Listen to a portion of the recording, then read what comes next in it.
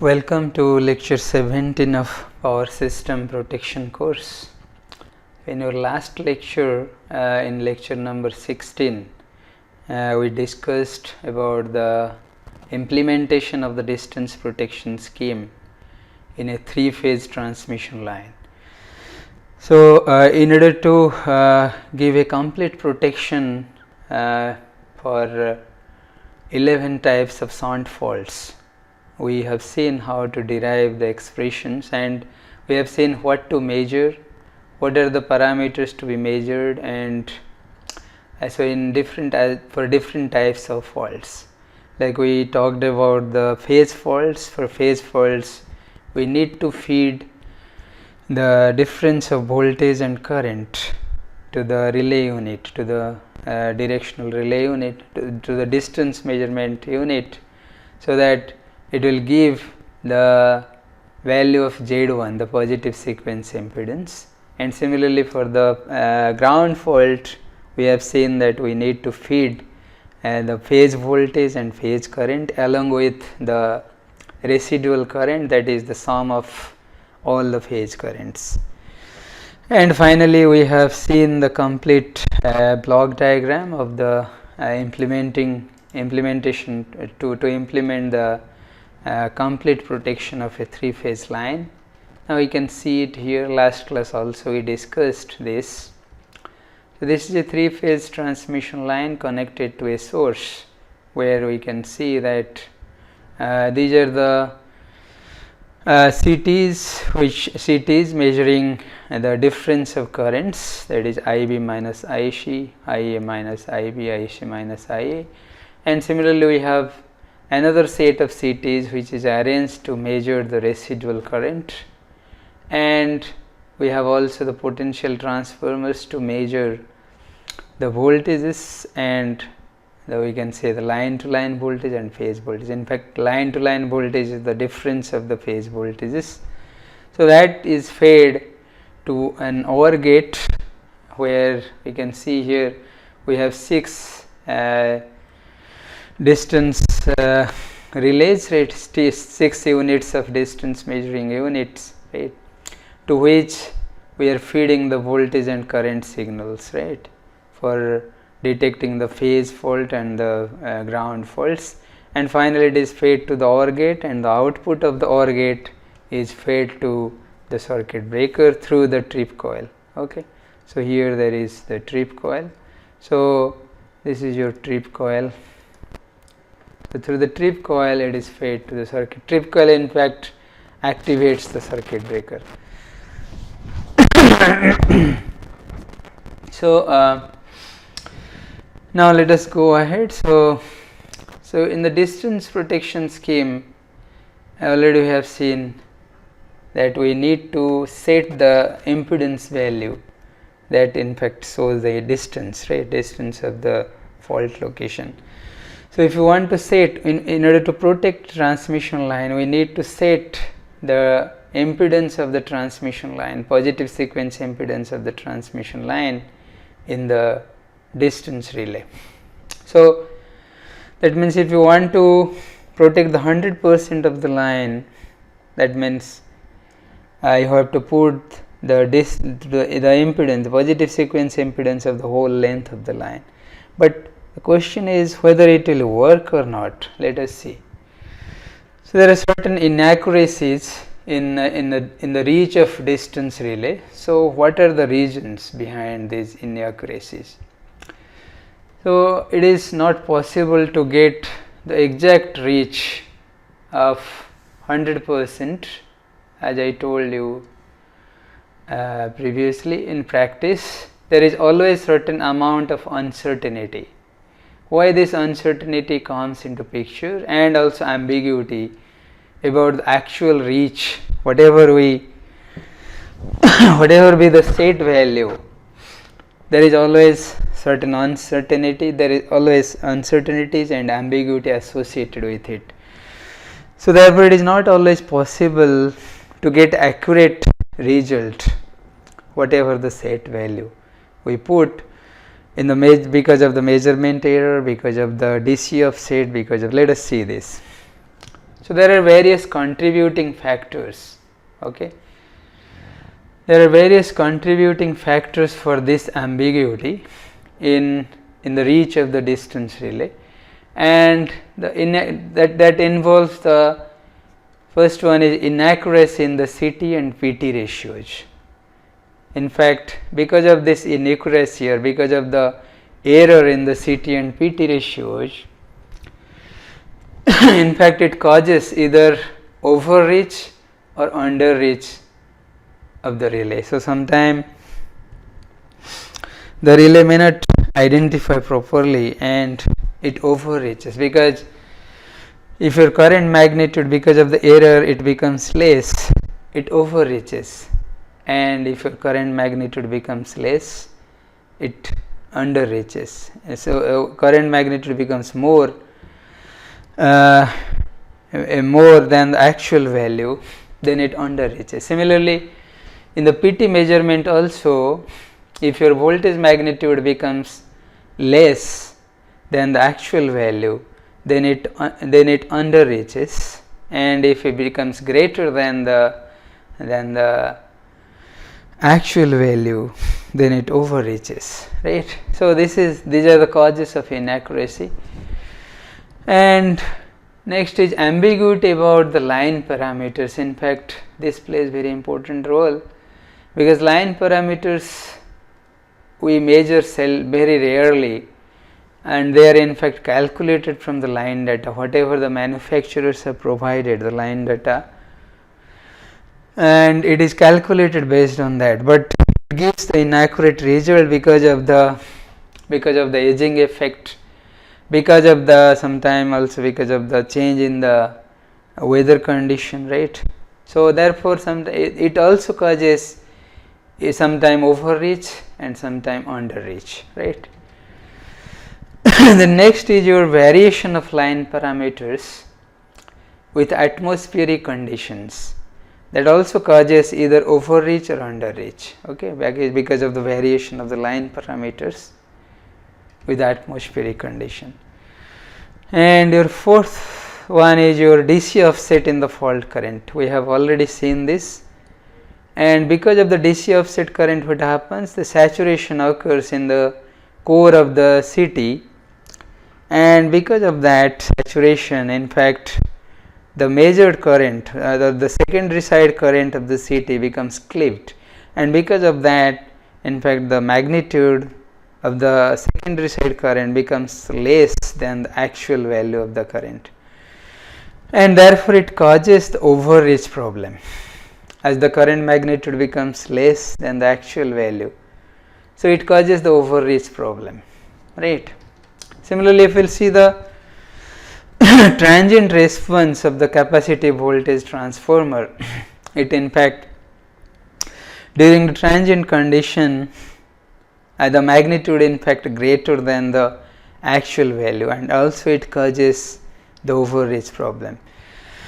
So if we will see, if we will analyze these 5 contributing factors, out of these 5 contributing factors, 2 of the contributing factors, that is DC offset and the transient response of the capacitive voltage transformer.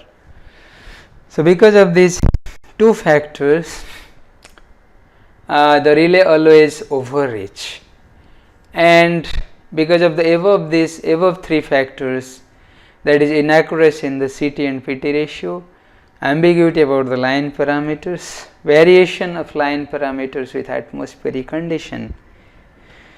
In fact, these 3 factors, they contribute, they in fact sometimes cause underreach and sometimes overreach. Therefore, the overreach problem is associated with these 5 contributing factors. That means if we will set your relay at 100%, then it may overlap with the primary with the other relay, that is the relay of the next line, right? So therefore, what do we do? Therefore, always the set value in the distance relay is always less than the 100%. It is the because of this only, right? let us see. So we can see here that you can see thus it is a usual practice to set the reach of the distance protection to about 80% to 90% of the line section. It should not be 100%. So this leaves a 20% to 10% of line without primary protection. Okay. So therefore a comprehensive scheme of distance protection has evolved, providing the primary protection to the line section under consideration as well as backup to the next line section. So it is the only cause a comprehensive scheme came into picture which provides the primary protection to the line section under consideration as well as backup to the next line, and the few portion of that line, that is 20% to 10%, is also provided in that under that backup protection, right. So that is the cause the three-step distance protection scheme came into picture. So what is this three-stepped distance protection scheme?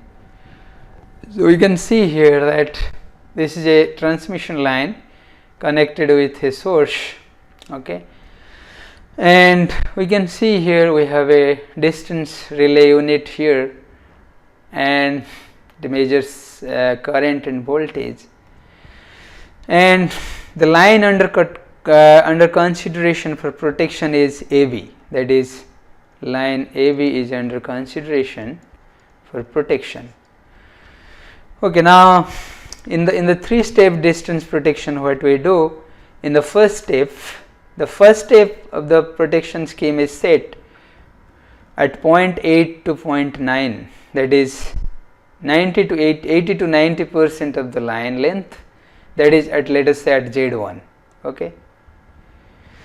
And in step 2 the rest of the 20 to 10% of the line from here to here is covered in step 2, and also it covers 50% of the next line which is connected to the line under consideration, right. So therefore we will say that in step 2, that is Z2 will be equal to, this is your Z1, right. So Z2 will be equal to ZAB plus 0.5 ZBC, right. But somehow in the step 2 there will be a time delay of operation, and that we call T1, which is equal to the time of operation of the first step plus the selective time interval. That is, I can say T1 is equal to time of operation of step 1 plus selective time interval, that is STI, which includes the operation time of the circuit breaker, okay. Similarly we have step 3 of operation. In the step 3, in fact, the set value is covering all the length of the line under consideration plus the next line and 10 to 20% of the next to next line. That means we can say that 10 to 20% of the next line, right.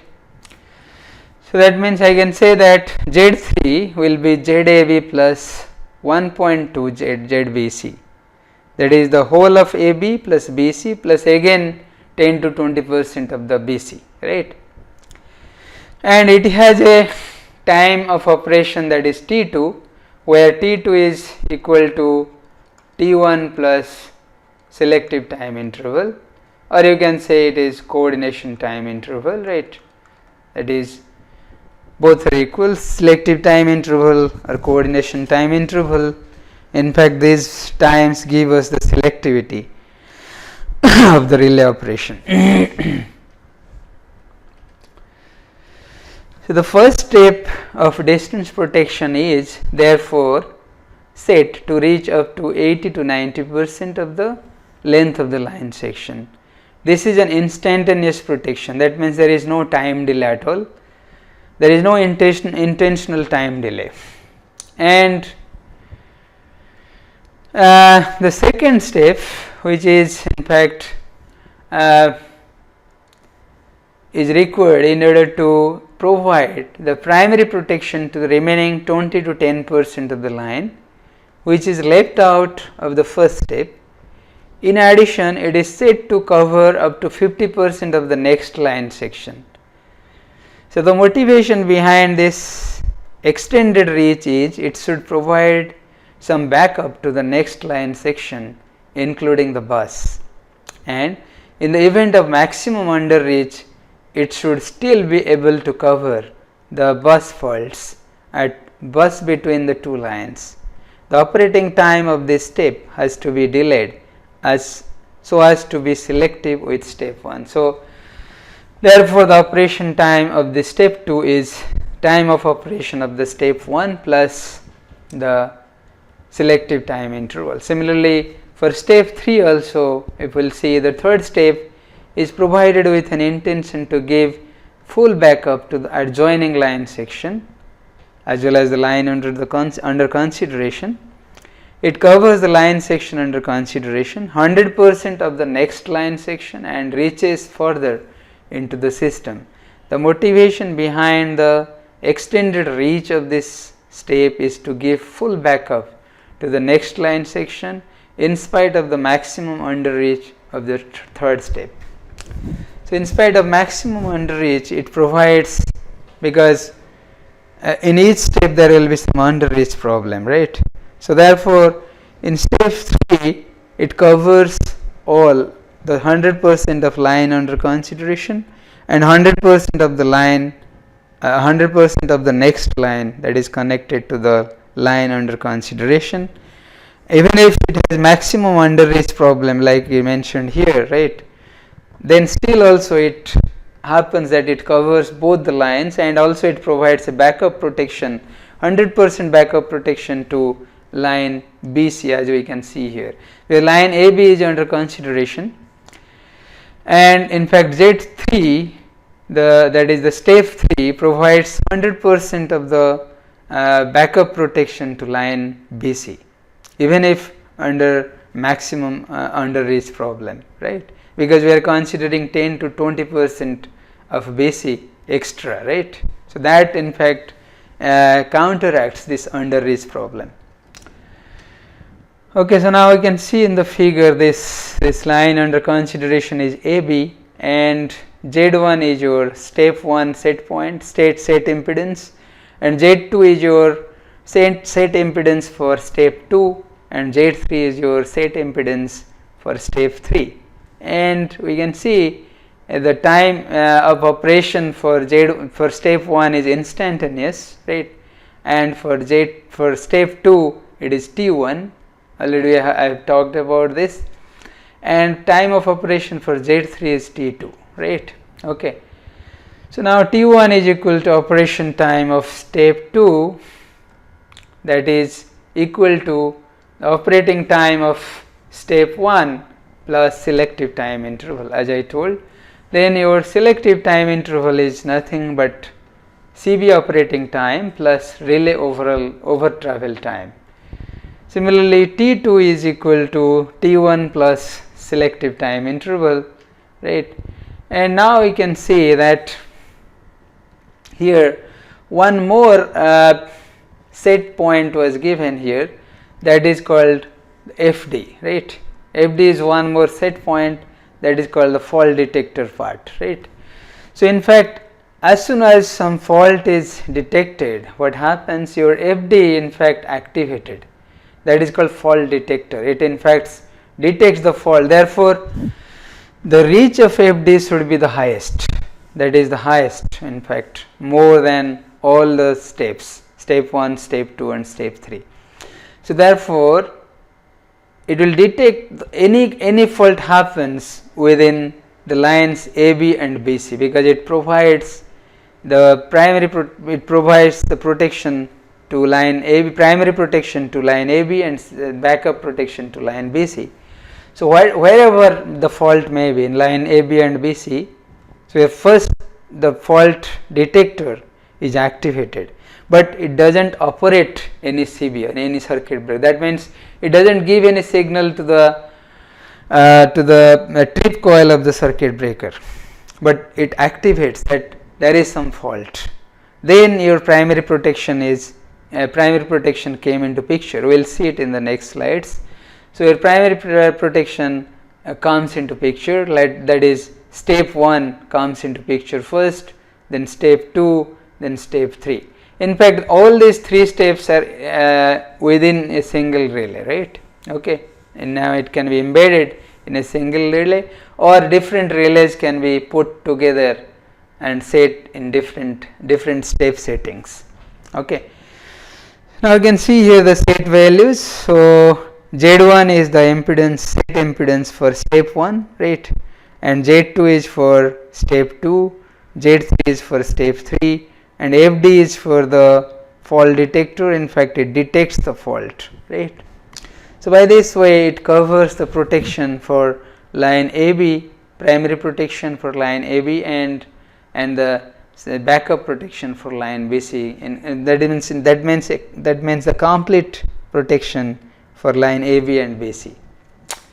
But it will not act as a primary protection for line BC, because there will be another relay here somewhere, right, to protect or to give the primary protection for line BC. Okay. So, now FD is the fault detector, right. So, now we can see that in fact, when there are more than one adjoining lines, what happens?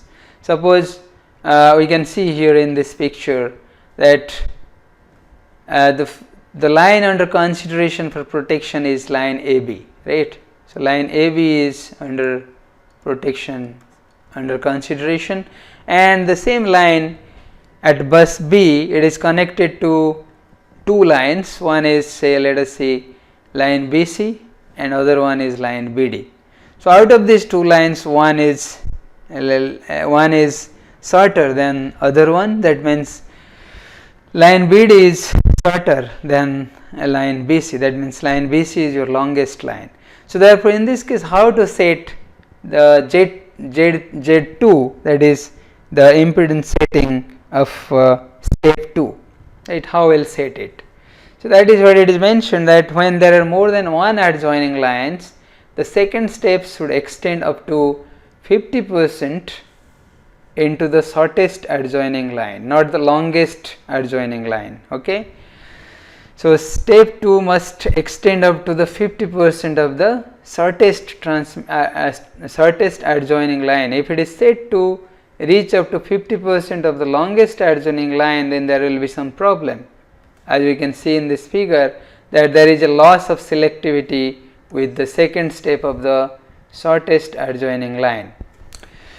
Now, you can see here in this figure that your Z1 is step 1 of the relay RA and Z2 is the set point of step 2 of relay RA, and similarly your Z3 is the set impedance of the step 3 of relay RA, right.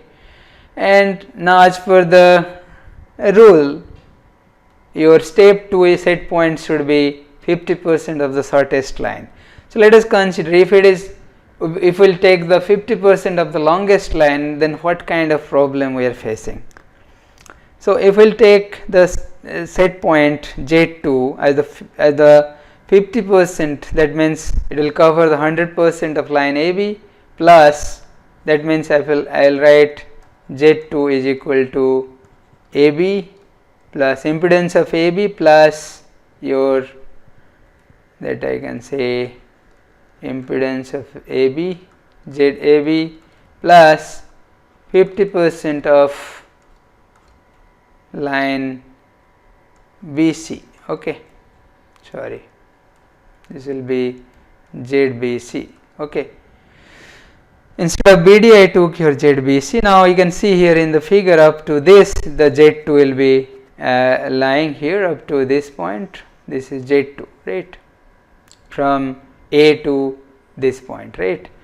Now you can see here that this in fact overlapping with the step 2 of line BD, that is, if we will see the relay RB is providing the protection to a line BD, then we can see that the step 1 of relay RB will be up to 80 to 90% of the line BD, then your step 2 starts up to the 50% of the next adjoining line to which is connected to line BD, right. And in fact, if we will see the step 2 of line BD, in fact, that is here.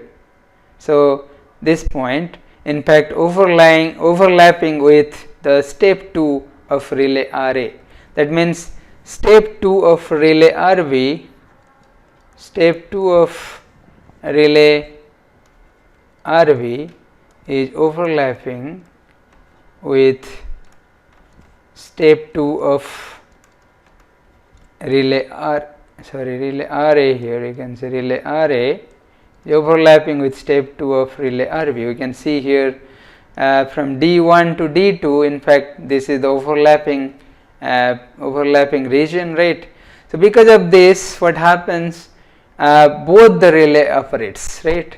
Suppose some fault happens at point D, then both the relay RB and relay RA will be operating without any selectivity. So, that means your selectivity of the relay hampered and it does not operate properly, right. So, therefore, in fact when the fault happens here, only relay RB should trip, that means your line BD should be isolated, but here if the overlapping in case of overlapping phenomena, both relay RA and RB will operate and both the lines will in fact become invalid, right, that means they will become isolated.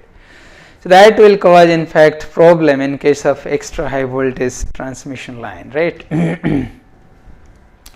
So, if a fault between D1 and D2 is considered, then there is a loss of selectivity between relay A and relay B. Already I explained this, right. So, now I can see the summary of 3-stepped distance protection. What is how we can summarize. So, if there is a relay, then we are setting 3 steps, right, for protecting a line and the adjoining line. So, in the first step what happens, in the first step the purpose is primary protection, right. The first step purpose is primary protection and the reach of the step 1 is 80 to 90% of the line section which is considered for protection, and the operating time is instantaneous, no intentional time delay is put. So, this avoids loss of selectivity with protection of next zone, okay, in case of maximum overreach, right. So, suppose in case of maximum overreach, sometime if the overreach is very high, then also it avoids the loss of selectivity with the protection of the next zone. Already I explained this, right. And what is the purpose of the step 2, second step, that it acts as the primary protection of the remaining 20 to 10% of the line which is not covered under step 1, and it also the reach is 100% of the line under consideration plus 50% of the shortest adjoining line. So, the reach of the relay is 100%, that is the set value 100% of the line plus 50% of the shortest adjoining line, right. Then the operating time is T1, which is in fact T instantaneous, that is the operation time of the step 1 plus selective time interval, that is equal to T1, that is the operating time of step 2. And step 2 in fact it provides the primary protection to the part of the line left out of the first step and provides some backup to the bus and next line in fact, right. And also when we are giving the setting, we are putting the setting, we should always consider the shortest adjoining line for putting the setting, like the 50% of the shortest adjoining line. If the longest adjoining line is considered, then it causes loss of selectivity. Already we have seen in the last slide how it happens, the loss of selectivity between two relays. Then we will come to step 3. In fact, step 3 acts as the backup protection for all, backup protection for line AB and line BC, that means line under consideration and the next adjoining line. So, it covers the 100% of the line under consideration. The reach of this step 3 is 100% of the line under consideration and plus 100% of the longest adjoining line and 10 to 20% extra of that longest transmission line. And the operating time is here T1 plus T1 is the operating time of step 2, operating time of step 2 plus selective time interval, that gives the operation time of step 3. The idea is to provide full backup to the adjoining line even in case of maximum underreach. Even if there will be maximum underreach in case in the step 3, still it will cover the first line and the adjoining line, right. So, longest adjoining line has to be considered. If shortest adjoining line is considered, then the longer adjoining line will not get backup protection, it is true. Therefore, the longest transmission line is chosen for setting, so that all the adjoining lines will be covered under this scheme, under the step 3 to provide the backup protection. Okay. So, now we will see the trip contact configuration for the 3-stepped distance protection. What will be the trip contact configuration, how it will be arranged. Let us see this. So, this is a trip contact, very typical trip contact arrangement for a distance relay. So, having 3 steps of operation, right. So, this is your step 1 operation, step 1, this is your step 2 operation, this is your step 3 operation, right. Okay. So, that means accordingly it is set the values, and these are the trip contacts for different set values, and these are the trip contacts for the set values of time delay, right, T1 and T2, right.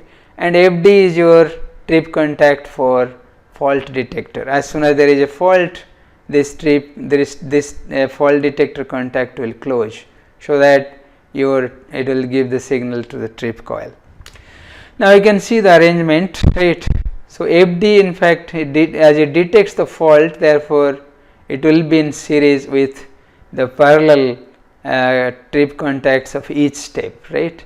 So, for step 1, if step 1 will not work, step 2, then step 2 will not work, step 3, all these are backup schemes, right. Now, we can see this is not no contact, this is NO contact, right. NO means normally open contact, NO is normally open, okay. So, this is the normally open contact of fault detector, that means as soon as there is a fault, so this normally open contacts will close, okay. So, as it will be closed, then that means it is sorted and it gives signal that there is a fault, and as if it is lying within Z1, right, then your step 1 fault will it will be step 1 NO contact, that is step 1 NO contact will closed, okay. So, this is your NO contact of step 1 measuring unit. So, step 1 NO contact will closed. Now, there is a closed path, we can see here there is a closed path between the trip battery and the trip coil, circuit breaker trip coil. So, now the circuit breaker trip coil will actuate the contacts of the circuit breaker, and by that way in fact it will isolate the faulty transmission line. So if the fault is not, if in fact lying in the step 1 zone, then step 2 zone it will see, the relay will see if it is lying in the step 2 zone. If it is lying in the step 2 zone, then your Z2 contact, Z2 open normally open contact, this is your Z2 normally open contact, okay, that is normally open contact of step 2 measuring unit will be closed, right. But it will still not operate. This unit is consisting of 2 trip contacts, one is your impedance set point and other one is your time set, delay time set point, and it will again check for time. If your time is reaching to T1, right. So NO contact closed by time after time T1 after the closure of FD. So this is in fact the timer. When it achieves that, it reaches T1, then it gives a signal to here to the trip contact of T1 and it is closed, right. So therefore both the conditions should be satisfied. That means your fault is within Z2 and it is within Z2 and your time reaches T1, then both the contacts will closed, and now your trip battery will be connected to the trip coil through this path. Again it will give the signal to the circuit breaker. Similarly, in step 3 distance relay unit also we have 2 contacts, right. One is your Z3 and other one is your T2, right. So in fact Z3 is the normally open trip contact for step 3 in the measuring unit. So as soon as the fault is within Z3 and it is less than Z3 and also your time is reaching T2, then both the contacts will be sorted and it will in fact the closed path will for the trip battery will be through step 3 and your circuit breaker trip coil will actuate, right. In this way the arrangement is here, and T2 will in fact it will give the signal from the timer, right. This is your timer unit, okay. So this is your trip contact configuration for the 3-step distance protection scheme. So this is your NO contact closed by timer after time T2 after closure of FD. Then we will see the impedance seen from relay side, how it will in fact after connecting the CTs and PTs, what will be the impedance seen from the relay side. In fact we will see the transmission line with a source and source impedance ZS, then obviously your fault impedance, that is ZF, will be equal to VL by IL, right. It is already we know this, VL by IL, right. And if we will connect the CTs and PTs, how it will look like. So this is your CT and PT, we are measuring with CT ratio and PT ratio. Let us say the CT ratio is CTR and PT ratio is your PTR, right. So therefore the voltage seen by the relay VR will be VL by PTR, that is the voltage in the line voltage by the PT ratio, and similarly the current seen by the relay IR will be line current divided by the CT ratio, and this is your ZF. Now if we will see the impedance seen by the relay, if we will find that will be equal to VR by IR, that is nothing but equal to VL by IL CTR by PTR, just by substituting these values right here and here, right. So we will get CTR by PTR into VL by IL. So now your Z relay will be equal to, because VL by IL is nothing but ZF, so I can write ZF into CTR by PTR, okay. So this is the relay, in fact the actual relay, actual impedance seen by the relay. So that is the actual impedance, fault impedance into CT ratio by PT ratio, okay. So where VL by IL is ZF.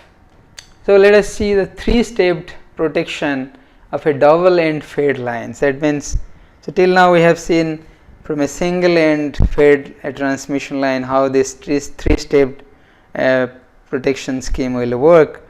Now we will consider a doubly fed transmission line. From both the ends transmission line is being fed, and how this three-stepped scheme will work. Here we can see, here we have the transmission line under consideration for protection is AB, right? That is transmission line AB connected between bus A and bus B, and there are other transmission lines connected to this transmission line, that is AD and BC, and further it is connected to the sources, right? Two sources, and we will protect this line because we have two circuit breakers at both ends. Therefore, we will put two relays at both ends, and that these relays are three-stepped relays, right? For we can see from end A, if we will protect, right? So it will cover from A to the 80% of the line AB, right? 80% and 90%. Then remaining 20% will not be covered under step 1. It will be covered under step 2, and similarly 50% of line BC will be covered under step 2, and in step 3 the whole line AB and whole line BC along with the 20% of line BC is considered. So this is from the end of A. If we will see from end of B, similarly we will proceed that from B up to the 90%, 80 to 90% of the line is covered by step 1, and similarly whole line of AB and 50% of line AD is covered by step 2, that is by Z2 from of the relay RB, right? So let us mark it relay RA, this is relay RB, right? So now the step 3 of relay RB will cover the whole length of AB and whole length of AD, and also 20% of line AD. So now if we will see the protection arrangement here, the fastest protection is provided only to 60% of the line AB, right? Fastest protection, because you can see from end A it is up to the 80%, from end B it is up to the 80%, right? Now if some fault happens here, then your relay RB will not operate instantaneously faster, only relay RA will open. If similarly if you fault somewhere here, then your relay RA will not operate faster as compared to relay RB, because relay RB will operate faster than RB.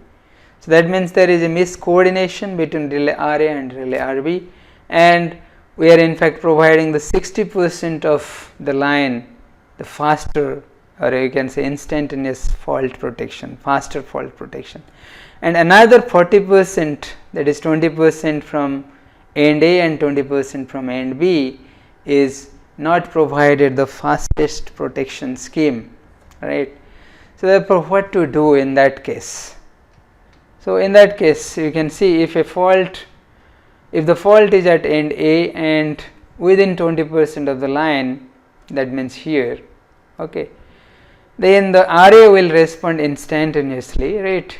RA will respond instantaneously, whereas RB will respond to this fault with a time delay of T1. Similarly, if we will see if the fault is at end B and within 20% of the line, then the RB will respond instantaneously, whereas RA will respond to this fault with a time delay of T1.